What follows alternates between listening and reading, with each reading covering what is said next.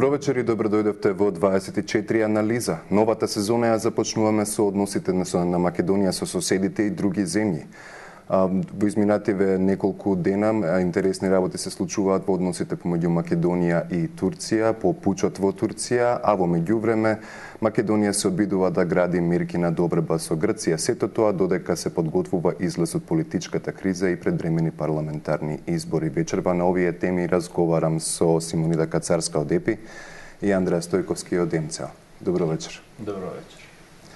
Како што спомена во најавата, изминативе неколку дена имаме многу интересни случувања на релација Македонија-Турција по оној пут што се случи во земјата. Од една страна, викендов германската канцеларка Ангела Меркел порача турците во Германија да не завлегуваат премногу во внатрешните проблеми на Турција, додека од друга страна ние бараме правни мерки за да се удостојат барањата на турските власти. Како гледате на ова? Дали премногу се мешуваме во работата на турската држава? Видете, во секој случај, секоја од државите, особено овие во регионот, па и од Европска Унија, после обидот за преврат на власта во Турција во јули се обидува да најде модус на кој што ќе оформи својата реакција. Сега, тука имаме на една страна Европската Унија, која што е во постојани преговори со Турција поради договорот за мигрантите и за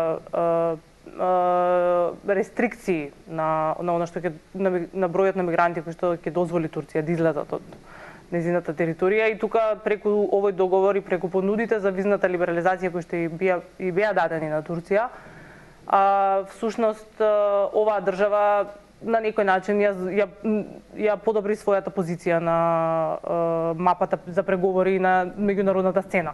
Несомнено е Турција голем актер. Тоа го видовме и на начинот на кој што и самата Европска Унија ја третира. Сега, од друга страна, јасно е и авторитарните тенденции на режимот во Турција се несомнени. И веројатно и по-строга квалификација тука би била соодветна, и ова ги става сите земји на некој да измерат каде и како ќе ги оформат своите реакции. Во општо, значи дури во Соединетите Американски држави и во Европската Унија, од страна на клучните актери и властите беше дадена поддршка за она што го чувме, барем во најголема мера, за легитимно избраните представници. Меѓутоа и ова мое мислење представуваше обид да се балансира позицијата на овие земји во однос на она што беше понудено од Турција, тоест од тоа што се очекуваше Турција да го достави на некој начин на Европската Унија, како што е намалување на бројот на мигрантите за понатаму. Сега, нашата позиција е многу различна во регионот во однос на реакциите. Несомнено е дека Турција е голем играч на Балканот, во сите земји, особено во Босна, особено веројатно ако споредиме со однос на други земји и односот кој што го имаме ние со Русија или со Турција, несомнено дека Турција е поголемиот играч, барем од мое гледиште, и барем поголеми јавно изразени интереси, како од финансиски аспект, така и политички врски кои што ги имавме. Од друга страна, не смееме да заборавиме дека, ако добро се сеќавам, и нашиот поранешен премиер одеше на одмор континуирано неколку години поред во Турција. Па и оваа година го прекина одморот за да се врати меѓутоа по дури поплавите. неколку пати беше споменато и средби со Ердоган за време на одморите, пред неколку години, ако не грешам. Поправете ме. Значи, очигледно е дека некои врски постојат. Сега, односно тоа што специфично го прашавте, дали како државата ќе одговори на правните барања, Ердоган одговори многу силно на пучот, тоа го видовме, значи со бројот на луѓе кои што на некој начин беа санкционирани од сите сфери на животот. Сега јас конкретни барања кои што биле поставени не сум видела. Значи во овој случај, значи се очекува од секој случај од сите земји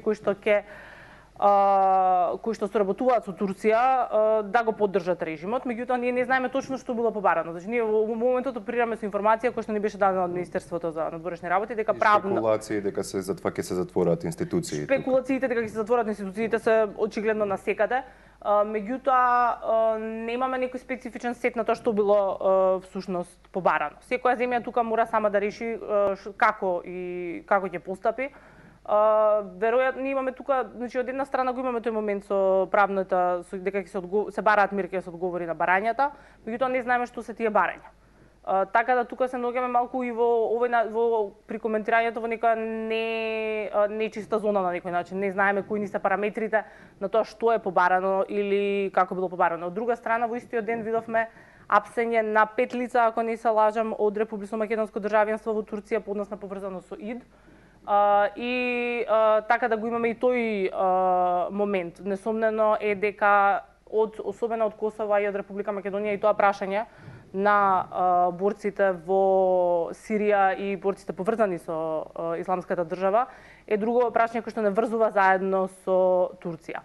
Од наша страна, ние пак се наоѓаме во една политичка криза во која што власта се имавме момент на навлегување на опозицијата во власта, не третираат како во некоја форма на преод, се уште. И затоа јас и од страна на нашите власти би била многу внимателна во однос на мерките кои што би ги превземале за понатаму, бидејќи ние сепак сме во исчекување на избори и треба да бидеме многу внимателни во тој контекст. Дали одиме со грло во јагоди, барем таков печаток се создава? Македонија не е во позицијата која што ја има Европската унија, ниту пак во позицијата која што ја има Соединетите американски држави. Тие имаат стратешки интереси со Турција и битно е Турција да биде дел од партнерите кои што ги имаат. Иако да се разбереме, Симонида убаво кажа, има дел од европските држави кои што жестоко реагираат, не само Меркел со повикот Турција да не се изложуваат или да не се впуштаат во пренесување на состојбата во Германија. Вчера имаше порака која што ја прочитав од холандскиот министер за надворешни работи со повик да Турција не се меша во внатрешните состојби на Холандија. Така што и таму има различни размислувања и добар дел од државите стојат на, да ги наречеме условно, на европските принципи и на барањата Турција да покаже малце свест за демократија или да покаже малце сенс за состојбата во која што се наоѓа. Лично се сомневам дека станува збор за обид за пуч. Меѓутоа, тоа е веројатно прашање на некоја друга дискусија и веројатно историчарите ќе имаат шанса да покажат за некој време дали навистина било пуч, бидејќи мислам дека ниту еден нема во моментов доблест во Турција да направи вистинска, сериозна истрага и да се покаже што навистина се случило. Токму затоа, Македонија треба да внимава што прави, особено што, убаво кажа Симонида, се наоѓаме во ситуација во која што оваа влада баш и го нема полниот капацитет, го нема ниту полниот легитимитет, бидејќи имаме сознанија кои што го нагризуваат легитимитетот кој што го добиле од граѓаните. Сумничењата кои што постојат за голем дел од учесниците во владата или во партиите кои што се на власт, исто така го нагризуваат тој легитимитет, би било пожелно ако би биле малку по-предпазливи или повнимателни. На крајот на криштата, зошто би требало да навлеземе во справувањето со, ако можеме да го прифатиме дека навистина било пуч или обид за пуч во Турција, ние за сметка на Ердоган или за сметка на властите во Турција. Немаме потреба од такво нешто. Колку што се сеќавам, имаше пред известно време излегоа и црни листи на поддржувачи на Ѓулен и ѓуленисти од Македонија и поврзаности, и кои организации биле формирани од кои лица, како добивале средства и така натака.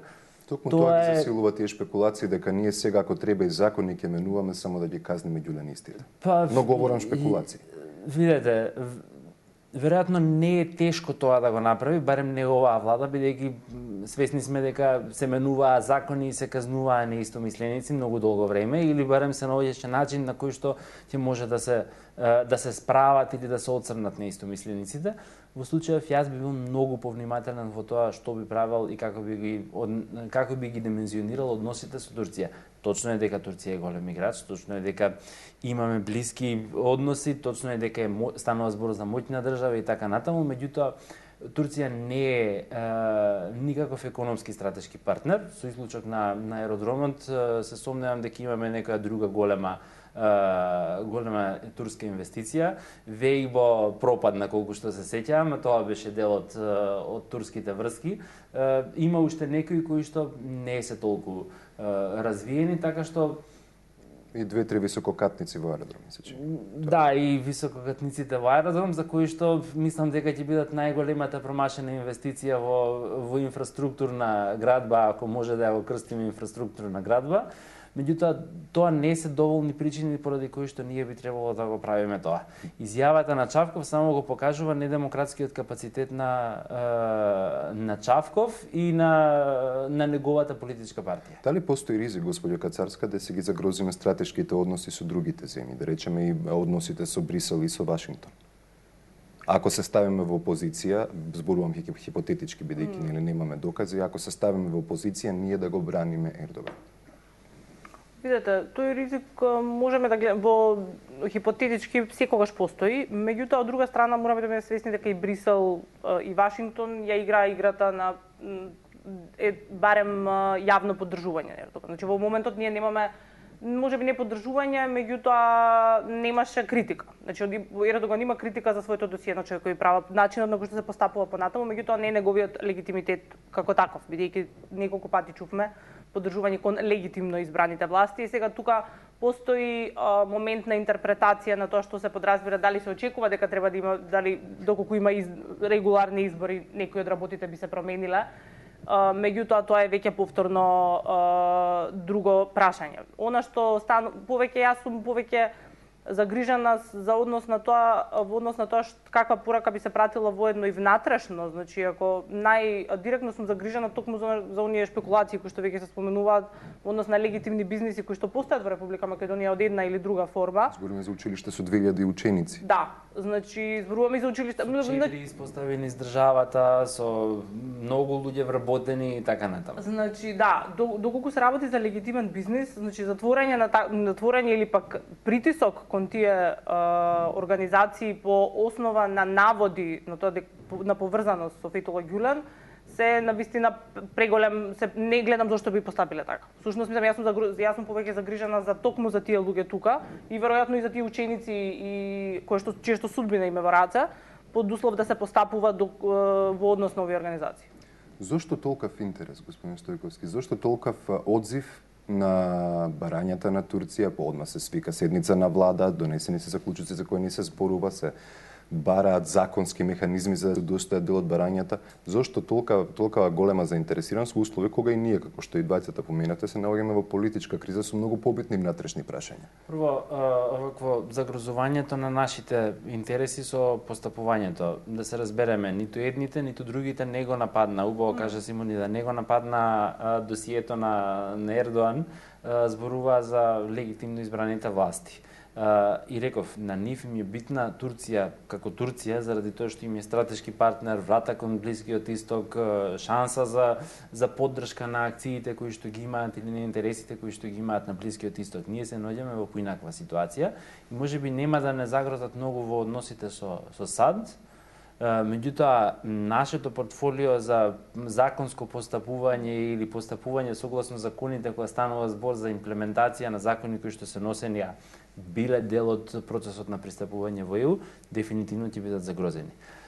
Зошто се брза во тоа да се направи? Затоа што оваа влада е страдна за некаква меѓународна поддршка и е страдна да се покаже како кредибилен партнер на било која друга држава. Единствените до сега кои што се ставиле во состојба на одбрана или во состојба на некакво покажување на соработка биле Турција, Русија и уште некои други матни држави кои што имаат или недефинирани или пак имаат авторитарни тенденции режимите кои што постојат. Затоа е битно да се остане на таа страна на соработка со Турција, затоа што тоа е едната од шансите да се покажат дека се кредибилен партнер за меѓународната заедница. Иако и самите се свесни дека тоа повеќе не е така. Дали ова реакција, господја Кацарска, на оној притисок што доаѓа од Брисел и Вашингтон по поглед на спроведување на Пржинскиот договор? Не притискаат од ваму, а овие ни велат вие сте легитимно избрана влада и ние ве поддржуваме и сега се вратиме кон тие кои не фалат. Веројатно има дел на таа, меѓутоа ова веќе одиме од некаква психолошка анализа, но ако се навратиме значи на што Андреа го говореше, за жал токму значи Турција со своето досие на демократско или недемократско, како веќе ќе го погледнеме од друга перспектива, заедно со однос на мерките и на начинот на постапување заедно во групата со Република Македонија, бидејќи ние се повеќе наликуваме на режими кои што имаат постапки кои што ја доведуваат до прашање демократското владење. Во голема мера тука Андреа спомена и Русија, меѓутоа се копираат мерки од Унгарија во однос на уназадувањето. Така да ова група на некој начин Ердоган, Орбан и веќе кои да го сметаме во Република Македонија воспоставена. Така да од тој аспект не ме изненадува поддршката кон барем вербална која што во моментот ја имаме. Сепак е задржана таму, треба да видиме како ќе се постапи понатаму. Која што се дава кон Турција. Дали е директна реакција на Брисел или Вашингтон, несомнено е дека нашата влада и владеачките елити се под притисок за спроведување на Пришинскиот договор, на кој што не влијае всушност, на кој што не реагираат, бидејќи ништо всушност од Пришинскиот договор во голема мера не е реализирано. Може да се смета како осврт кон Турција, меѓутоа ова ние сме го имале како тенденција и веќе неколку години наназад. Сега, бидејќи што се случи тоа што се случи во Турција и тука се служувам со Андреа, веројатно ќе треба некое време од дистанца со малку помалку вжештени глави да се погледне што се случило. Сега има некој притисок од страна, особено и веројатно и од страна на Турција да се делинеираат моментите на или сте со нас, или сте против нас. И мислам дека од тој аспект нашите власти тука побрзаа да кажат дека со вас сме, меѓутоа останува да видиме кои мерки и дали воопшто некои ќе бидат превземени понатаму. Еден многу важен момент во случајов. Убаво е да кажеме дека сме со легитимно избраните власти на Турција или дека ги поддржуваме легитимно избраната власт на Турција, меѓутоа треба да внимаваме да останеме на таквата декларативна поддршка, а да не навлегуваме во мерките кои што тие легитимно избрани власти во Турција ги преземаат за справување со пучот кој што се сомневам дека бил таков. Да не водиме ни внатрешната политика. Затоа што мерките ниту еден од овие партнери за кои што зборувавме до сега на Турција, кои што ја сакаат Турција за партнер, нема да бидат прифатени. Постојано ќе има некој кој што ќе зборува против мерките кои што Ердоган ги презема во моментов заради справување со неуспешниот пуч. И уште една ваква додавка на тоа, и ние имаме притисоци за спроведување на Пришинскиот договор, меѓутоа притисоците се случуваат. Договорот беше политички договор кој што беше постигнат под посредство или под посредништво на меѓународната заедница. Никој од нас не очекува или не ни кажува што треба ние да направиме за имплементација на договорот. Договорот е доволно јасен и знаеме што треба понатаму да направиме. И сега се наоѓаме во состојба во која што оние кои што обвинуваат дека некој слуша меѓународен диктат или соработуваат со меѓународната заедница за разрушување на системот на државава, се наоѓа во моментов во позиција поради барање на некоја друга држава да го разруши системот кој што постои во држава, ако воопшто постои некаков систем. Македонскиот центар за европско образование и Институтот за европска политика внимателно го следеа и создавањето и спроведувањето на Пришинскиот договор, како што гледаме во текот на летово имаше исполнување на речиси сите техникали, го имаме тоа адхок тело, се очекува сега да се избере главен и одговорен уредник на јавниот сервис. Каква е вашата проценка? Дали овие техничко исполнување на овие услови е доволно за да се задржи суштината на договорот? Бејли самиот рече минатата недела дека договорот е се уште жив условно. Многу слободно го цитирам сега. Може една поправка пред да одговориш? Значи, зборуваме за имплементација на договорот за реформи за избори, а не на Пришинскиот договор. Тоа е многу голема разлика во случајот. Грешка во Word од моја страна. Да, јас тоа токму ќе започнав. Значи, во моментот се работи на делумно техничко исполнување на минимумот на точки кои што беа договорени на 20 јули, како некој анекс, дополнителен анекс, како веќе да сакаме да го крстиме, меѓутоа повеќе се води како договор од 20 јули оваа година. по сознанието дека после година дена од самиот договор од Пржина и објавувањето на извештајот на ПРИБЕ и итните реформски приоритети, всушност во таа година ако нешто научивме е дека ништо не се направи. И дека ништо не се спроведе и мислам дека и енергијата и на меѓународната заедница и дома се симнавме на најнискиот заеднички именител и тоа беа овие 4-5 точки. Значи, наместо Пржински имаме јулски договор. Имаме јулски договор кој што е некаква не е ни мини микроверзија од Пржино, кој што треба да ја овозможи само да овозможи некакови минимум реформи за да може да се спроведат изборите, бидејќи во истиот тој договор од 20 јули пишува дека всушност сите суштествени реформи, и тука не претерувам, сите ќе бидат направени после изборите. Единственото нешто што беше ново воспоставено, кој што и не беше во иницијалните моменти на Пржино е адхок телото, кој што сепак и тука би те поправило, последниот член се уште го нема, иако рокот е до задутре, кога е 31? Значи во среда.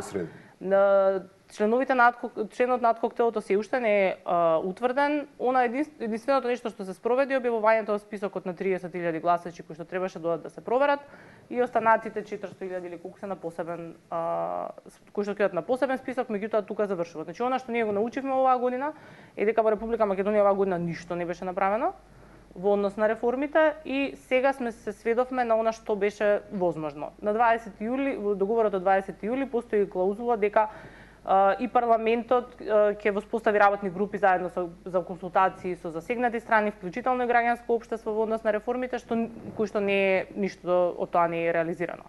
Во очекување сме како и повторно на среда за да се утврди дали ќе постои тој датум за избори, бидејќи она што јас имам впечаток е дека и владачките партии, опозицијата се веќе изморени, а и меѓународната заедница, и сите дигнаа раце од реформи во било каква форма и она што се очекува е само да се спроведат изборите, бидејќи е утврдено дека веројатно и со оваа власт или со овој парламент во моментот не може да се работи, не може да се спроведат реформи, поради што се е одложено. Значи тргнавме од една акцијски план за сеопфатни реформи во судството, во медиумите и секаде да се сведеме на еден анекс, јулски договор со технички точки кои тие докрај не се остварени и очекуваме дека изборите ќе го отворат патот за тие реформи првично упатени да се спроведат. Јас се сомневам дека стануваше збор за сеопфатен акцијски план за реформи и така натаму, бидејќи таквиот беше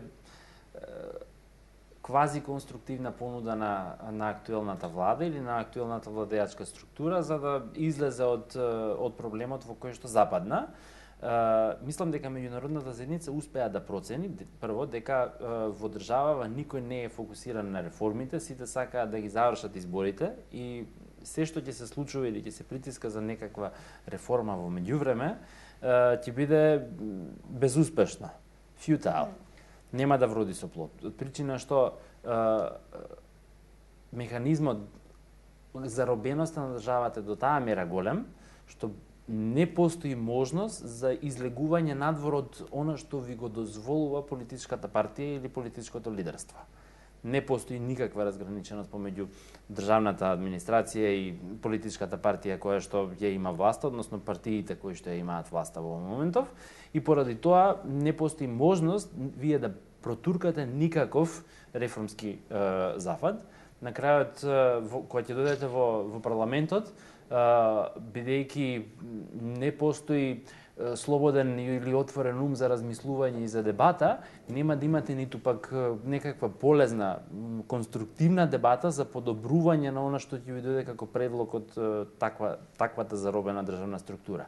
Сваќајќи го ова, имајќи во предвид дека прозорецот на можности станува се помал, ова што се случи во Турција, без оглед дал на вистина беше обид за преземање на власта или на вистина беше пуч кој што не успеа, или пак беше инсценирано действие од самата власт во Турција, бара од меѓународната заедница фокусирање на напорите на нешто друго, поголемо, поважно.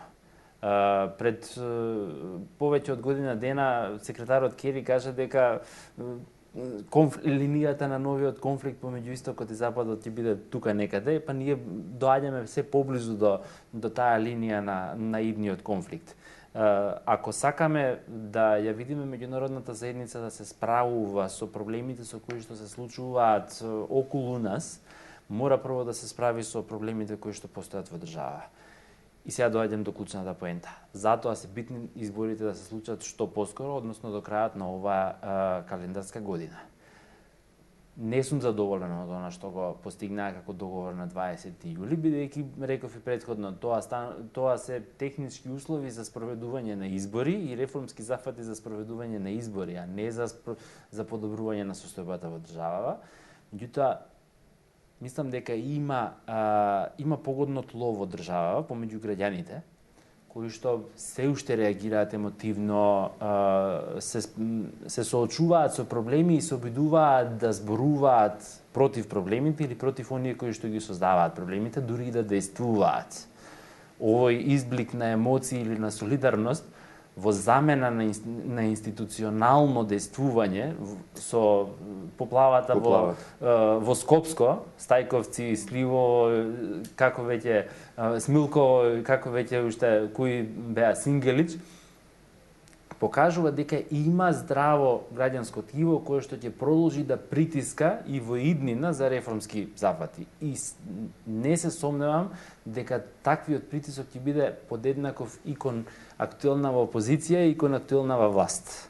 Без оглед кој ќе биде власт. Ние имавме забелешки кои се пресликаа потоа во извештајот од Прибор за основа на кој изработен Пржинскиот договор, дека не постои одвоеност на партијата од државата, дека имаме проблеми со независноста на судството, дека имаме проблеми со независноста на медиумите, дека се под тешко партиско влијание и сега имаме едно анексче кој вери начинот на кој ние привремено ќе го решиме. Ова е со тоа што ќе поставиме партиски регулатори. Точно, партискиот регулатор меѓутоа ќе функционира само до одржувањето на изборите. И партиите ќе одлучуваат како се прави професионално новинарство и тоа според дел Брисел тоа е супер. Јас се сомневам дека ќе успеат да одлучат за професионално новинарство или ќе успеат да обезбедат професионално новинарство. Професионално новинарство не обезбедувате за период пред избори, туку обезбедувате воопшто затоа што е потребно за да биде коректив во државава или не коректив вистински, туку да биде информатор за корективот за граѓаните. Тоа не може да се направи за период до избори. Меѓутоа, ако овие избори бидат доволно слободни, или слободни онолку колку што може, а повеќе од сите овие досега, ако бидат демократски онолку колку што може, а повеќе од сите овие досега, да се надеваме дека идната власт ќе биде неоптоварена со задржувањето на власта и ќе биде посветена на реформите. Лошо е да звучам оптимист после толку време. Вчера кажав дека сум оптимист со искуство, што би рекло не сум толку оптимист. Оптимист со искуство е песимист, велат. Па затоа реков не сум толку оптимист, меѓутоа имам уште малку надеж дека ова здраво граѓанско ткиво кое што постои во држава и кое што го гледам дека со вон човечки напор, вон серијски напори се обидува да замени институции, да замени армија на крајот на криштата во справувањето со природните катастрофи, ќе продолжи да се бори и да прави некаква промена. Меѓутоа прозорецот е многу краток. Вашиот впечаток? Оптимист или оптимист со искуство? Да ви кажам, јас сум многу внимателна со квалификации. Генерално не сум оптимист, меѓутоа сега мислам дека ќе се воздржам од одговорот на тоа. Видете, значи никој од нас не беше на 20 и некој јули, повеќето од организациите кои што бават со ова прашање бевме нестрекни. Бидејќи она што го видовме на хартија беше навистина некој минимум кој што ни тој го немаме сега. Меѓутоа, веројатно тој договор представува некаква слика на тоа што било возможно. Тоа е рационалното објаснување. Ако тоа е минимумот кој што можеме да го договориме, веројатно е покорисно да бидеме реални и да кажеме тоа е тоа. Особено значи мора да имаме во предвид дека организациите кои што се бават со прашањето на професионално новинарство и стандарди во медиумите беа особено несрекни.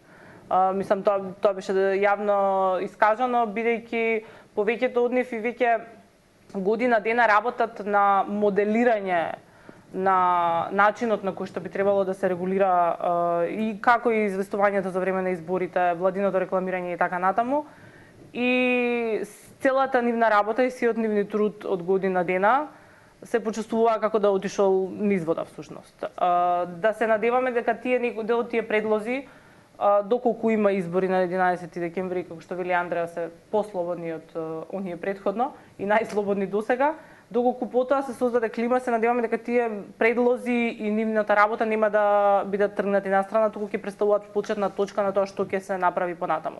Бидејќи ако нешто, мислам дека и оваа година не научи, покрај тоа што ништо не беше направено, е дека привидни реформи нема никаде, а особено не во медиумите. Ние во на одредени моменти во оваа година токму медиумското представување и однесувањето на одредени медиуми, мислам дека беа точката која што ја прелеа чашата да се одложат изборите во 20 февруари, околу 20 февруари, токму писмото кое што беше испратено во тој период.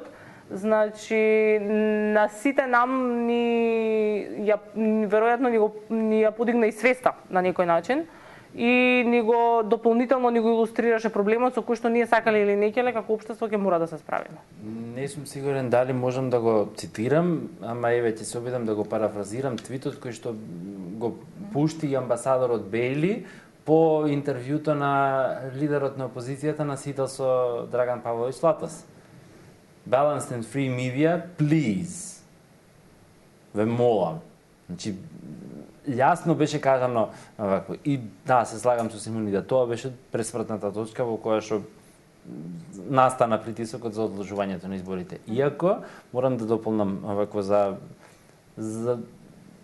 за информираноста на гледачите, дека Пржино е се уште жив и тоа не заради тоа што не убедуваат меѓународната заедница, туку заради тоа што навистина е жив. Сега прочитав дека утринава на распит во специјалното јавно обвинителство бил Орце Камчев. Денеска биле очекувани дека ќе се појават поранешниот министер Јанакиевски и министерката Канчевска-Милевска. И ова е показател дека специјалното јавно обвинителство продолжува со работа. Тоа покажува практично дека Пржинскиот договор е се уште жив, бидејќи специјалното јавно обвинителство би сакал да отворам, да продискутираме малку и за СЈО, но и за да допреме кон две интересни прашања кои се создаваат околу поплавите, меѓутоа пред се морам да повикам реклами.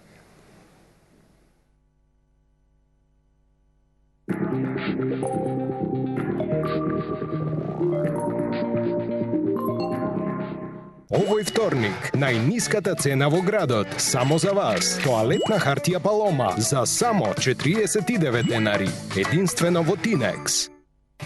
Нашите животи се исполнети со моменти. На некои од нив се сеќаваме со задоволство. На некои баш и не. Ама тие се дел од нас, дел од нашите животи. Без разлика каде сме. Со кого сме, заедничките моменти се единствени. Едноставно живееме заедно, споделуваме.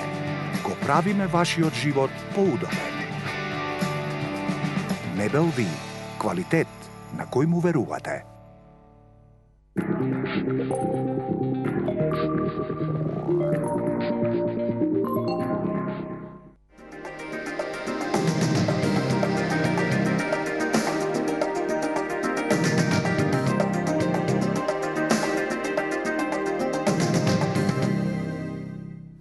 «24 анализа» вечерва разговарам со Симонида Кацарска од Институтот за европска политика и Андреа Стојковски од Македонскиот центар за европско образование.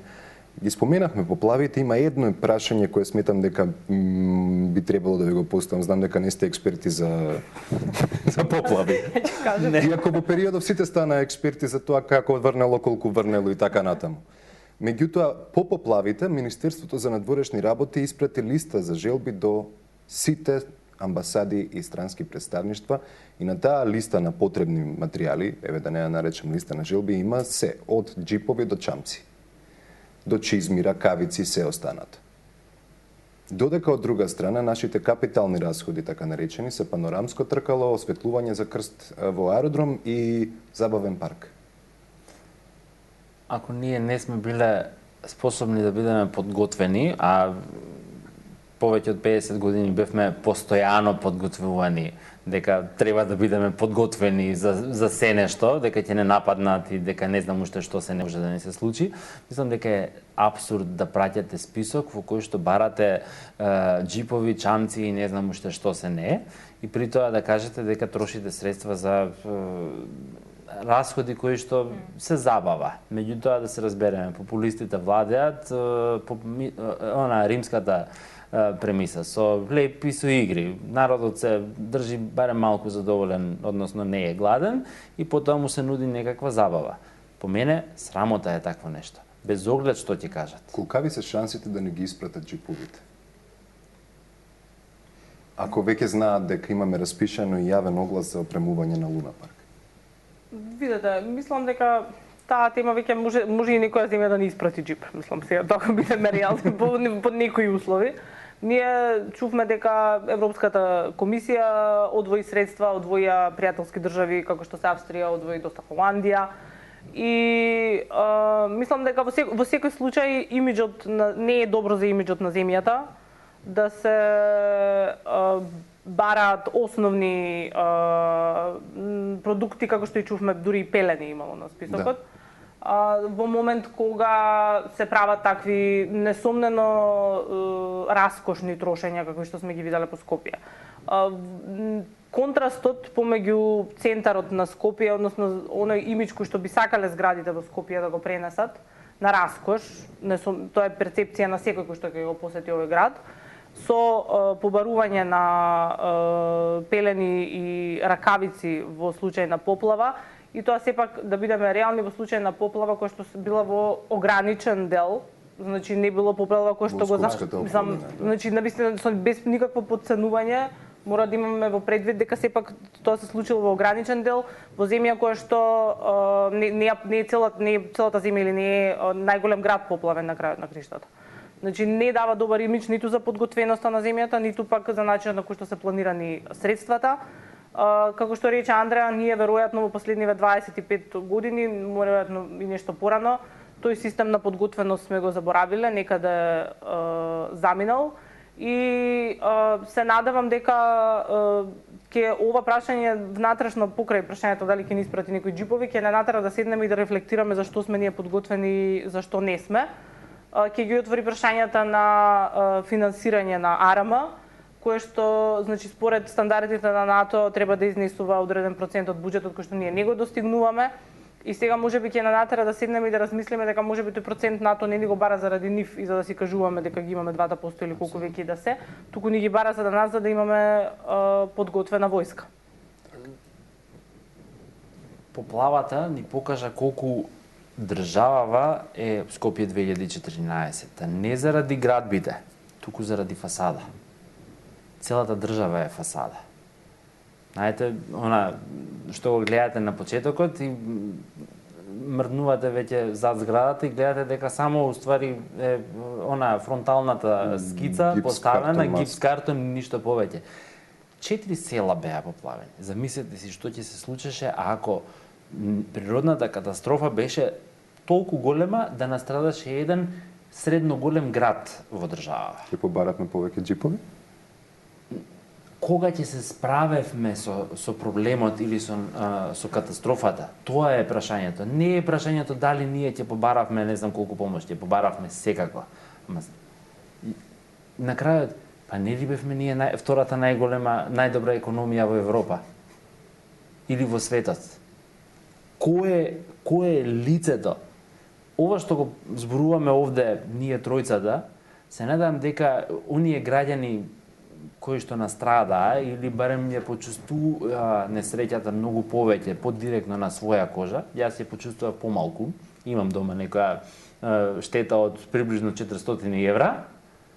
Меѓутоа, овие граѓани кои што имаа посериозна штета, се надам дека ќе си го постават тоа прашање пред воопшто да размислуваат понатаму во која насока се движи оваа држава. Дали државата се грижи доволно за своите граѓани? Па понатаму треба да зборуваме за се останато. И би сакал да резимираме, бидејќи кажав и во самата најава дека малку ќе проговориме и за односите со Грција по минато неделната посета на Коцијас. Госпоѓа Кацарска се И спорот за името бил ставен на страна, бидејќи било непримерно да се разговара за тоа во пресрет на избори, а се зборувало за мерките за градење доверба. Клучното прашање кое тука се поставува е каква доверба ќе градиме ние со Грција, кога имаме спор кој нема попречено во стратешките определби, НАТО конкретно.